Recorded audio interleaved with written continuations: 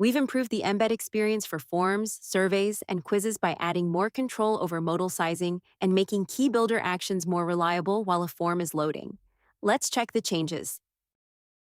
Let's learn how to manage modal height for embedded forms. Open a form in the builder and click Integrate once the builder finishes loading. Select Embed Code and choose Popup, Polite Slide-In, or Sticky Sidebar. Enter a value in the modal height. Copy and use the embed code.